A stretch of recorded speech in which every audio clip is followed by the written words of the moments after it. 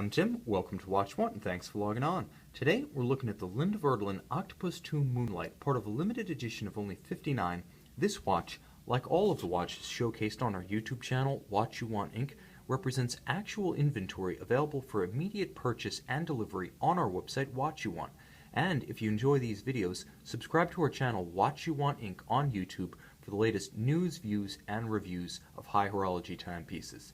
So, the Linde Werdelin Oktopus II Moonlite represents an intriguing combination of Linde Werdelin's oversized avant-garde sports watch case form with a unique alloy known as Alloy Linde Werdelin, representing a sort of ceramized aluminum or composite substance drawn from the aircraft industry.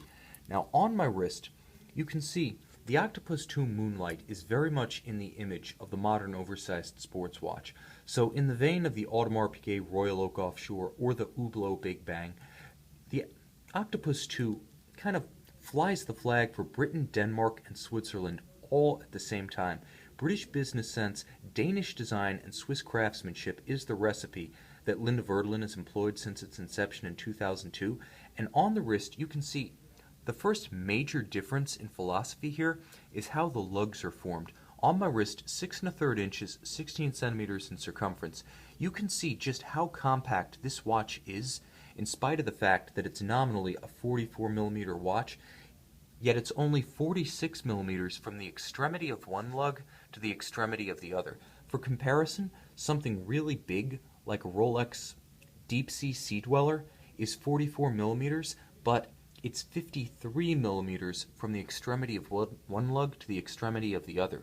At 46 total, this watch wears in an entirely different size class, despite boasting very comparable wrist presence and nominal size. Now, the other key to the ergonomic triumph of this watch is that the strap, in addition to benefiting from something of a negative lug, that is, it actually intrudes into the lug rather than the lug moving out to meet it, but the strap actually has a built-in curvature, so even sitting still on a table, you can see the watch is already beginning to conform to the shape of the wrist, and that goes for the downward cant of the lugs themselves as well. Everything about this watch is designed with a normal-sized human wrist in mind, which is why I can say that of the three watches I've mentioned, the Hublot Big Bang, either the 42 or 44 millimeter Audemars Piguet Royal Oak Offshores, and the Linde Werdelin Oktopus and Oktopus II, the Oktopus has it all over the others. Linde Werdelin nailed the ergonomics. Now, it's an outstanding strap. I should mention that because it's so wide, it really fills the lug from shoulder to shoulder. It's much wider than what you'll see on an equivalent AP or Hublot. So as light as this Alloy Linde Werdelin case is, the strap spreads the mass even wider and broader, so the footprint, the feel of mass on the wrist, isn't just light, it's almost unbelievably light. This is the kind of watch that you're going to glance at your wrist in a panic only to discover you're still wearing, thinking that you've lost it. It is that light, its presence is that unobtrusive. At 15 millimeters thick, this isn't necessarily one to pair with a dress cuff, so you can see the profile of the watch on the wrist, but I will say that the side of the case is nicely sloped. The bezel is barely there, so it does have a fighting chance for a sport jacket or a blazer, perhaps not the tightest of dress cuffs, but Linde Werdelin does give your long sleeve a fighting chance with the shape of the case. The material of the case is something that deserves a highlight in and of itself. Now, it's known as Alloy Linde Werdelin, and it's the basis for the name of this watch, Moonlite, or I should say it's half the basis. We'll get to the moon phase in a second. But the material was actually drawn from the aerospace industry, and the best I could describe it is it's a sort of ceramized aluminum alloy. So if you can imagine what Audemars Piguet and Jaeger-LeCoultre call cermet and Panerai calls composite, basically a metallic core with a 25 micron outer layer, so considerably thicker than PVD, but a 25 micron outer layer that has been chemically transformed to ceramic. So you get that scratch-proof property of ceramic, but you get the lightness as well as the shatter resistance and chip resistance of the metal core to overcome that one key vulnerability of a solid ceramic case.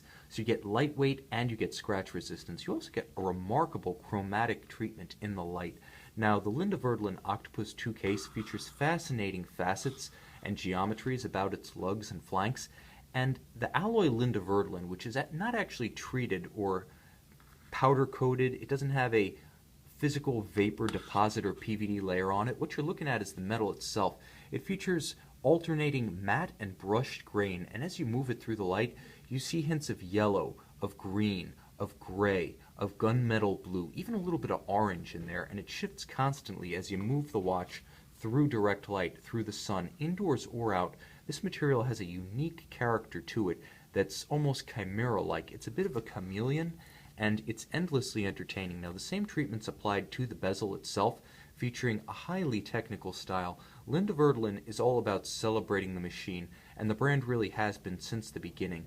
Now, Morten Linde, the Danish designer who designs these watches, likes to draw from architecture, modernist art, Formula One, and as a former Bang & Olufsen design engineer, he also draws from the in-home entertainment equipment sphere as well. So there's a lot of influences at play here. But moving inboard from the machine aesthetic of the case, you see there's a whole new world at play on the dial. Heavily skeletonized, it features no fewer than 5 distinct planes, 5 distinct layers. You're actually looking all the way down from the chapter ring or the rehaut, calibrated for 60 minutes or 60 seconds around the exterior, to the perlaged base plate of the movement itself.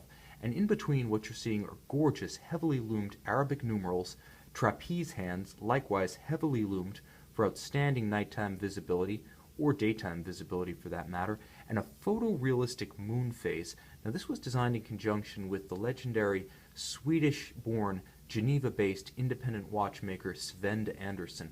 What he wanted was essentially a moon phase unlike any other. So not the man-in-the-moon smile, not the old brass or golden disc, but something hyper-modern to complement the character of the Linde Werdelin Oktopus case. And what he decided on was a photorealistic series of images of the moon with all of its facets, features, and its crags and its shading. And it's spectacular to behold. Also loomed in its own right, it's a fascinating complement to an outstanding, innovative take on the modern sports watch, one that really doesn't have too many direct parallels in the AP or Hublot catalog.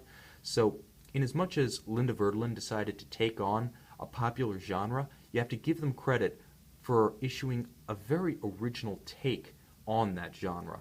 This is really like nothing else, and that speaks to its multinational parentage and the kind of blue sky design and non-watch industry background of Morten Linde when he actually created the initial sketches for the series.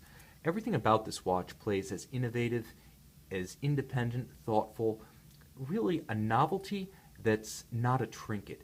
It's something that has a lasting quality. Even when the newness wears off, the underlying inspiration shines through. This watch would be a continuous pleasure on a daily basis to wear, to discover, with ample detailing, with shading, coloration that changes not just over time but from moment to moment. This is the kind of watch that you could enjoy long term. Now, the important thing to mention is that there's a lot more than meets the eye here, because the watch also features full compatibility with one of Linde Werdelin's other signatures. When I say that there's a lot to learn about, I don't just mean artistically, I don't just mean metaphysically. I mean quite literally. You can dock a special diving computer or a land sports computer that attaches to the junctions here and here on the flanks of the case. Now you've got the reef, and you can go diving with a depth meter, with dive alarms, with multiple dive timers, with a backlight, with all the features you'd expect on a modern dive computer integrated with your luxury watch. Now, put on the rock. Now you have an avalanche warning system.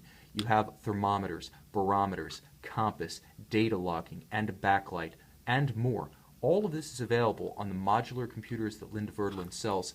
Plus, there's the ability to transform the watch.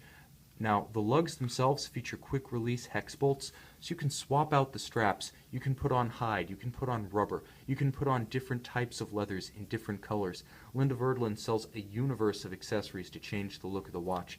Everything down to the pin buckle in different metals, or if you prefer, a full deployant clasp. So when I say that there's a lot to unpack and a lot to discover, it goes on and on. From the metaphysical to the purely mechanical, Linde Werdelin gives you variety and innovation.